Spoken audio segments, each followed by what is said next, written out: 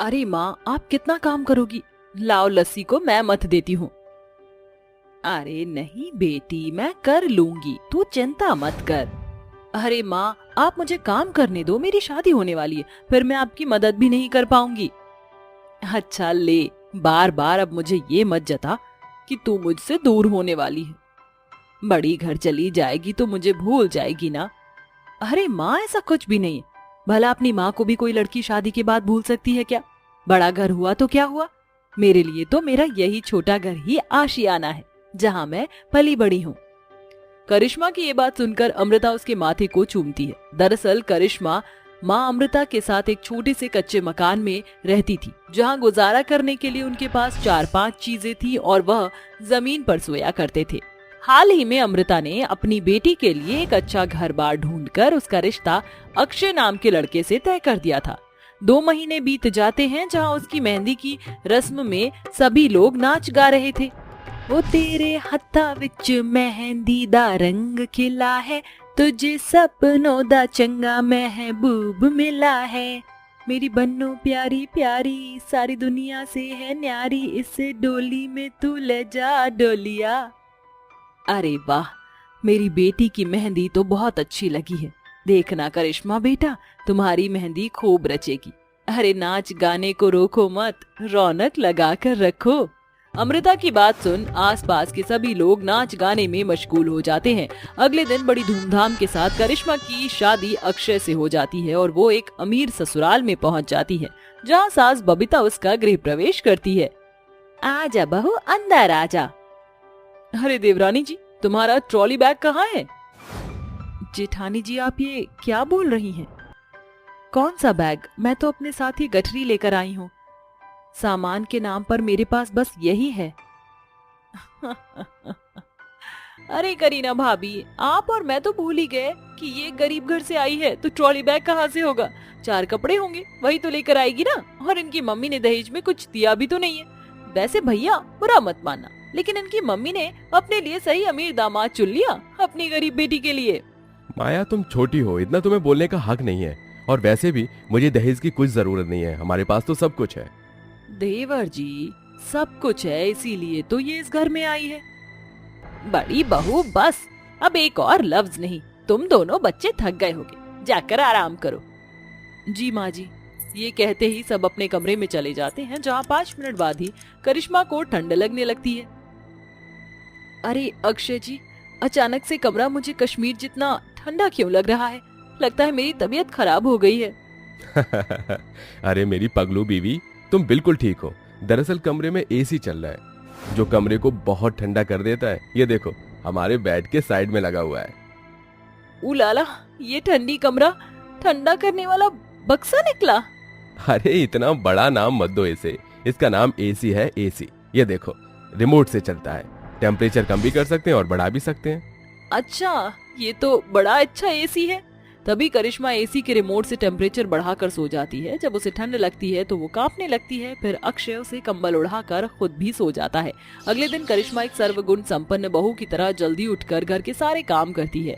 पूजा से लेकर सबका खाना तैयार कर देती है, जिसे खाकर सभी ससुराल वाले उसकी तारीफ करते हैं। अरे करिश्मा बहू, तुमने तो बड़ा स्वादिष्ट खाना बनाया है। ये लो तुम्हारी पहली रसोई का शगुन। शुक्रिया माँ जी। भाभी, मेरे कपड़े गंदे पड़े हैं तो वॉशिंग मशीन में धो देना, कल मुझे कॉलेज जाना है। मुझे जरूरी काम से बैंक जाना है, इसलिए करिश्मा तुम कर देना, वरना मैं नई बहू से काम नहीं करवाती। कोई बात नहीं दीदी, मैं कर दूंगी। कुछ देर बाद करिश्मा जब कपड़े धोने लगती है तो मशीन को देखकर कहती है, हे भगवान, मुझे समझ नहीं आ रहा, हमारे यहाँ तो हाथ से कपड़े धोते थे, ये मशीन कैसे धुलती है? ओहो भाभी, अभी तक आपने कपड़े धोना शुरू भी नहीं किया? समझ गई, आपको ये मशीन भी चालू करनी नहीं आ रही होगी, गरीब घर की गंवार जो हो। तभी माया उसे वॉशिंग मशीन में कपड़े धोने का तरीका बताकर उसकी हंसी मजाक उड़ाकर चली जाती है। कुछ देर बाद जब करिश्मा खाना बनाती है तो बबीता कहती है, अरे बहू, जरा फ्रिज में से निकाल कर एक गिलास ठंडा पानी देना। ये क्या होता है माँ जी? ओहो बहू, तुम्हें इतना भी नहीं पता? ये देखो, ये सामने इतना बड़ा फ्रिज ही है, इसमें जो भी सामान रखते हैं वो ठंडा हो जाता है। तुम्हारे घर की तरह मटके के पानी पीने की जरूरत नहीं है। अच्छा माँ जी, जैसे हमारे कमरे में एसी लगा है वो कमरा ठंडा कर देता है, ऐसे ये भी एसी जैसा है जो पानी ठंडा कर देता है। हाँ बहू। तभी दोनों की बात सुनकर करीना हंसते हुए ताली बजाकर रसोई में आती है। माँ जी, सच में आप बड़ी भोली वाली गरीब परिवार की देवरानी उठा कर ले आई मेरे लिए। अरे कितनी गवार है ये, इसे इतनी भी नॉलेज नहीं कि फ्रिज और एसी में क्या फर्क होता है। बस करो बहू, किसी की गरीबी का मजाक नहीं उड़ाते। जाओ दोनों अपना अपना काम करो। तभी दोनों बहू अपना अपना काम करने लगती हैं। फिर करिश्मा अपने कमरे में आकर रोने लगती है। मैं कितनी बेकार बहू हूँ, मुझे कुछ भी नहीं आता, ना वॉशिंग मशीन चलाना आती है, ना एसी और फ्रिज के बारे में भी पता है। मैं एक नंबर की बेवकूफ हूँ।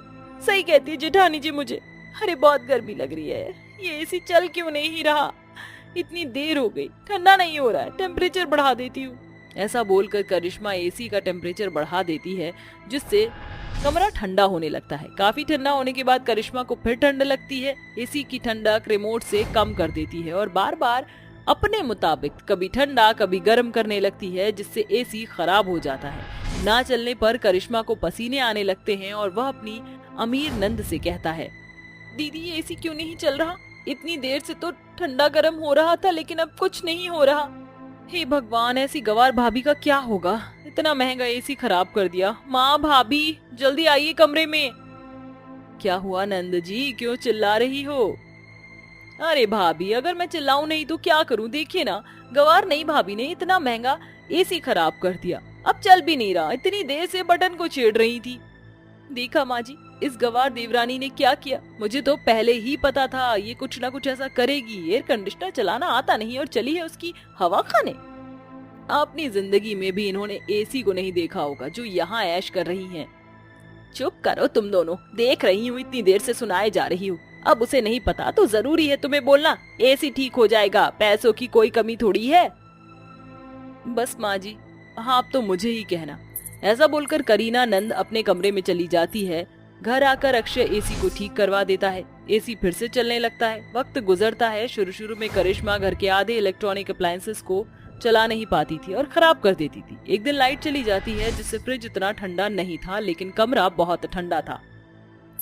तो करिश्मा अपनी बेवकूफी के कारण दूध को अपने कमरे में रखकर बाहर से कुंडी लगा देती है, ये सोचकर कि एक एसी की बची कुची ठंडक से आइसक्रीम जम जाएगी। ये देखकर करीना और माया उस पर बहुत हंसते हैं। उसे ताना मारकर वो चली जाती हैं।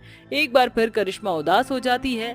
अगले दिन करीना और माया फ्रिज खोलकर बर्फ खा रही थी, लेकिन अचानक उसमें करंट आ जाता है और दोनों को बिजली का झटका लग जाता है। बचाओ कोई, माँ जी, जेठानी जी, नंद जी, मुझे जल्दी से इन्हें बचाना होगा। तभी बेलन से वो फ्रिज का प्लग ऑफ करके प्लग निकालती है। उसके बाद बबीता को बुलाकर वो जल्दी से डॉक्टर को फोन करती है, जहां डॉक्टर उनका चेकअप करता है और दवाई देकर चला जाता है। तभी दोनों होश में आकर कहती हैं, अब हम कहाँ हैं? बहू तू अपने घर में ही है। शुक्रिया भाभी, आपने मुझे और बड़ी भाभी को बचा लिया, वरना हम स्वर्ग से धार जाते। मैं तुम्हारा बहुत शुक्रिया अदा करती हूँ करिश्मा। हम दोनों ने तुम्हें इतना परेशान किया, इतना सारा सुनाया, उसके बाद भी तुमने हमें बचाया। हमें माफ कर दो। अरे जेठानी जी, नंद जी, आप ऐसा मत बोलिए। ये सच कहा था आपने कि मैं गांव से आई हूँ, इसलिए किसी के बारे में नहीं जानती, तो माफी की कोई बात ही नहीं। देख करिश्मा, बहू का दिल कितना साफ है। अब से तुम तीनों बहनें बनकर रहना। जी माँ जी। इस तरह दोनों भाभी और नंद खुशी खुशी रहते हैं। साथ ही करिश्मा को इलेक्ट्रॉनिक अप्लायंसेस चलाना सिखाते हैं। गौरी रसोई में खाना बना रही होती है। तभी चूल्हे से उठ रहे धुएं से पूरा घर धुएं और भभके से भर जाता है, जिस पर रूबी रोते हुए कहती है, गौरी दीदी, मुझे बहुत ज्यादा गर्मी लग रही है। रूबी, मैं खाना बना रही हूँ, थोड़ी गर्मी तो होगी ही, तू बाहर हवा में जाकर बैठ जा। रूबी बाहर आकर बैठ जाती है।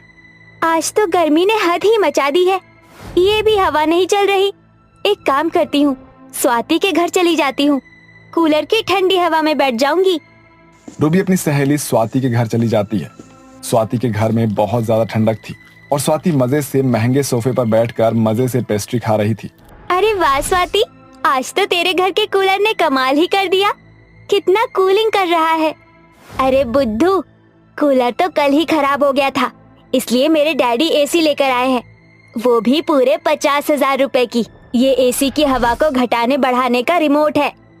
एसी की ठंडी हवा में बैठकर रूबी बहुत ज्यादा खुश होती है और एसी की ख्वाहिश लिए घर लौटती है। गौरी दीदी, स्वाति के घर एसी है, वो बहुत ठंडी हवा देता है, मुझे भी एसी चाहिए। रूबी, एसी बहुत महंगी आती है और तेरी इस गरीब बहन के पास इतने पैसे नहीं कि वो एसी खरीद सके। कैसी बहन हो तुम जो अपनी छोटी बहन के लिए एसी भी नहीं खरीद सकती। तुम्हारे साथ इस गरीबी में दिन काटने से अच्छा तो मैं भी पिताजी और माँ के साथ मर जाती। ऐसा मत कह छोटी, तेरे सिवा मेरा इस दुनिया में है ही कौन। अपनी बड़ी बहन को थोड़ा वक्त दो, मैं एसी ले आऊंगी। 15 साल की गरीब गौरी अपनी बहन के लिए एसी लाने का वादा कर देती है और सारी रात सोचती रहती है। माँ, पिताजी, आप हम दोनों बहनों को अनाथ छोड़कर क्यों चले गए? इस गरीबी में अपना और रूबी का पेट पालना भी बहुत मुश्किल है। ऐसे में मैं अपनी बहन के लिए महंगी एसी कहाँ से लाऊंगी? अपने माता पिता के चले जाने के बाद गौरी ने छोटी उम्र में अपनी पढ़ाई लिखाई छोड़कर अपना और अपनी बहन का पेट पालने के लिए भरी गर्मी और गरीबी में भट्टी पर ईंट ढोने लगी। क्या अनाथ गरीब गौरी अपनी बहन की एसी की ख्वाहिश पूरी कर पाएगी? अगली सुबह गौरी ईंट की भट्टी पर पहुंचकर कमल से कहती है, कमल भाई, मुझे कुछ पैसे चाहिए, मुझे अपनी बहन के लिए एसी खरीदना है। क्या कहा? एसी? अरे ओ गौरी, एसी कोई सड़क किनारे बिकने वाला भजिया नहीं होता है, हैं? जानती है कि एसी का दाम 50,000 रुपए है और तू चाहती है कि मैं तुझे इतने पैसे दे दूं? हैं? मैं 50,000 तो क्या, मैं तुझे एक पाई नहीं दूंगा। वैसे भी तेरी उम्र इतनी कम है, जिस दिन भट्टी पर पुलिस आ गया ना तो मुझे बाल मजदूरी के चक्कर में जिंदगी भर चक्की पीसनी पड़ेगी। अब तू यहाँ और काम नहीं कर सकती, चल निकल यहाँ से। नहीं नहीं कमल भाई, मुझे अनाथ पर तरस खाओ, मुझे काम से तो मत निकालो, इसी से तो मेरे घर का दाना पानी चलता है। बेचारी गरीब अनाथ गौरी कमल के सामने बहुत गिड़गिड़ाती है और वो निराश होकर घर चली आती है। गौरी के बेरोजगार हो जाने के बाद अनाथ बहनों के घर में दाने दाने के लाले पड़ जाते हैं, जिससे चिढ़कर रूबी अपनी गरीब लाचार बहन को कोसने लगती है। अरे लानत है तुम जैसी बड़ी बहन पर, तुम्हारे रहते मुझे भूखे मरना पड़ रहा है। अब ये भूखमरी, गरीबी और गर्मी मुझसे और नहीं झेली जाती। तुम खुद को मेरी माँ कहती हो ना? अरे माँ तो अपने बच्चों की खुशी के लिए अपना दिल भी दांव पर लगा देती है, और तुमसे अपनी छोटी बहन के लिए एक एसी की ख्वाहिश भी पूरी नहीं हो रही। छोटी बहन के मुंह से ताने सुनकर लाचार बड़ी बहन शाम ढले आंखों में आंसू लिए नदी पर चली आती है। पूरी नदी पर एकदम सन्नाटा छाया हुआ होता है।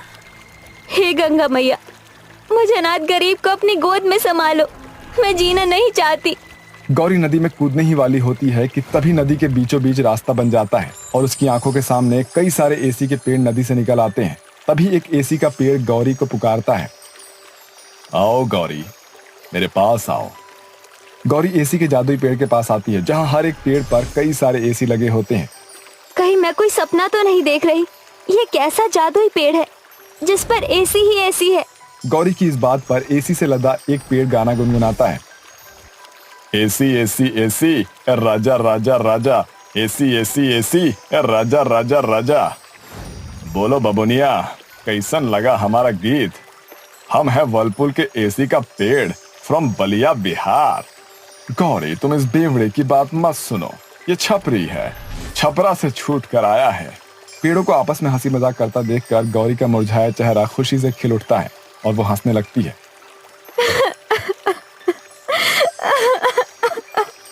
अरे का होई गवा फगुनिया, तुम रोवत काहे हो? एसी के जादुई पेड़ों के पूछने पर गौरी उन्हें अपनी परेशानी बताती है। बस इतनी सी बात, हम सभी पेड़ों पर एसी ही एसी है, तुम्हें जो भी एसी सबसे ज्यादा सुंदर लगे उसे अपने लिए ले लो। गौरी एक जादुई पेड़ से एसी तोड़कर उनका शुक्रिया अदा करके अपने घर चली जाती है, जहां एसी देखकर रूबी बहुत खुश होती है। अरे वाह गौरी दीदी, तुम एसी ले आई? हाँ छोटी, मैं जल्दी से एसी को लगा देती हूँ, फिर हम दोनों आराम से ठंडी ठंडी हवा में बैठकर गप्पे लड़ाएंगी। गौरी जल्दी से एसी को सेट कर देती है, जिसके बाद दोनों बहनें एसी की ठंडी ठंडी हवा पाकर बहुत खुश होती हैं। कुछ दिन तो खुशी से बीत जाते हैं, मगर उनके सामने खाने की समस्या खड़ी होती है। क्या हुआ दीदी, आप इतनी परेशान क्यों हो? क्या बताऊं रूबी, उस रोज तो मैं बनिए से राशन उधार ले आई थी, मगर वो भी अब हमें राशन नहीं देगा, और इसलिए कि मैं 18 साल की नहीं, कोई मुझे काम भी नहीं दे रहा। अब क्या होगा? दीदी, क्यों ना हम जादुई एसी के पेड़ से मदद मांगे? हाँ रूबी, चलो चलते हैं, मगर हमें शाम ढलने का इंतजार करना होगा, क्योंकि एसी का वो जादुई पेड़ शाम को ही नदी से बाहर आता है। शाम ढलते ही दोनों बहनें नदी पर चली आती है। तभी नदी के बीचों बीच रास्ता बन जाता है और कई सारे एसी के पेड़ नदी से बाहर निकल आते हैं। अरे वाह दीदी, इतने सारे एसी के पेड़। ऐ जादुई एसी के पेड़, मेरी मदद करो। मेरी कम उम्र के कारण कोई भी मुझे काम नहीं दे रहा, इसलिए अब मैं अपना व्यापार करना चाहती हूँ। उसके लिए मुझे बहुत सारी एसी चाहिए। हम तुम्हारी मदद जरूर करेंगे। हम तुम्हारी मदद जरूर करेंगे। दोनों अनाथ बहनें सारी रात जादुई पेड़ से खूब सारी एसी घर ले आती हैं और एसी की एक दुकान खोलकर सस्ते दाम पर एसी बेचने लगती है। तभी गोपी और रूपा नाम की एक गरीब दंपत्ति उनके एसी की दुकान पर आता है। बेटिया, मुझे एक सस्ती सी एसी चाहिए। मैं बहुत गरीब हूँ, मेरे पास ज्यादा पैसे भी नहीं है, मगर मेरे बच्चे एसी की रट लगाए हुए हैं। मेरे पास बस यही कुछ पैसे हैं। कोई बात नहीं काका, आप ये एसी ले जाइए। इस तरह दोनों अनाथ बहनें गरीब गोपी को कम पैसे में ही एसी दे देते हैं। धीरे धीरे उनके एसी की दुकान पूरे बाजार में अपने कम दाम में अच्छी क्वालिटी के लिए छा जाता है, जिससे उनके एसी की मांग पूरे बाजार में बढ़ जाती है और उन्हें खूब कमाई होती है। अरे वाह गौरी दीदी, हमारे एसी का व्यापार तो पूरे बाजार में छा गया। देखो कैसे धड़ाधड़ सारी एसी बिक गई। रूबी, सारी एसी खत्म हो गई है, हमें फिर से जादुई एसी के पेड़ के पास जाना होगा। उस रात दोनों बहनें एक बार फिर जादुई एसी के पेड़ के पास आती हैं। आओ आओ गौरी, रूबी, क्या तुम्हें फिर से एसी चाहिए? हाँ जादुई पेड़, तुम जो एसी हमें देते हो उससे ना सिर्फ हम अनाथ बहनों की जिंदगी बदली है, बल्कि कितने गरीबों का भला हो रहा है। अब हम चाहते हैं कि हर गरीब के घर में एसी हो, ताकि उन्हें गर्मी की मार न झेलनी पड़े। क्या बात है, तुम दोनों बहनों का विचार तो बहुत ही अच्छा है। दोनों अनाथ बहनों की सुनहरी सोच जानकर एसी के सभी जादुई पेड़ उन्हें बहुत सारी एसी देते हैं, जिससे दोनों बहनें हर गरीब के घर में मुफ्त में एसी बांटती हैं, जिसके बदले हर गरीब उन्हें खुशियों से भरकर दुआ देता है। वहीं अपनी गुजरी हुई गरीब जिंदगी को याद करके दोनों बहनें एसी के जादुई पेड़ों का शुक्रगुजार करती हैं।